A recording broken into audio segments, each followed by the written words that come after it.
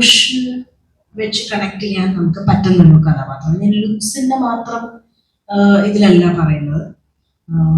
നാടൻ വേഷം ഇട്ടത് കൊണ്ട് കഥാപാത്രം സിമ്പിൾ ആവുന്നല്ല, പക്ഷെ ക്യാരക്ടർ സ്കെച്ച് അങ്ങനെ തന്നെയാണ്.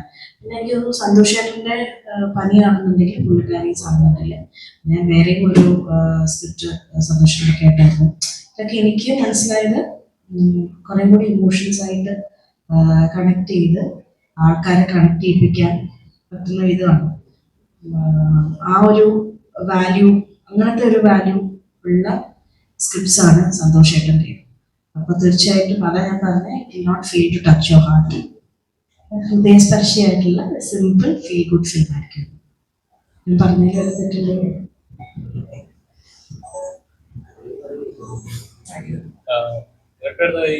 ഈ അച്ഛനെ ഒരുപാട് ചിത്രങ്ങൾ ഇറങ്ങുന്നുണ്ട്, വലിയ വലിയ ചിത്രങ്ങൾ ഇതിലൂടെ ഇറങ്ങുവാണ്. പിടിച്ചിരിക്കാന്ന് തോന്നുന്നുണ്ടോ?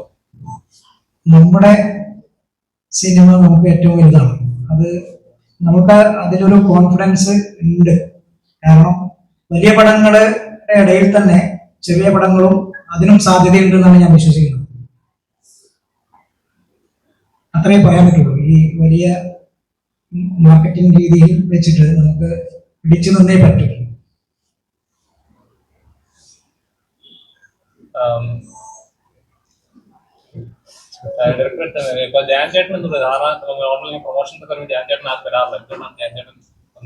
ഞാന് ഒരു പടത്തിന്റെ ഷൂട്ടിലാണ്.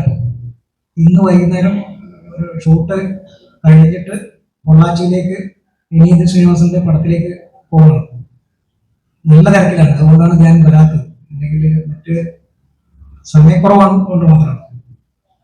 ഞാനിതിൽ വളരെ നന്നായിട്ട് അഭിനയിച്ചിട്ടുണ്ട്. വളരെ റിയലിസ്റ്റിക് ആയിട്ട് വളരെ ഗംഭീരമായിട്ടുള്ള ഒരു, എനിക്ക് തോന്നുന്നു വളരെ വ്യത്യസ്തമായിട്ടുള്ള ഒരു ക്യാരക്ടറാണ് ഞാൻ ചെയ്തത്.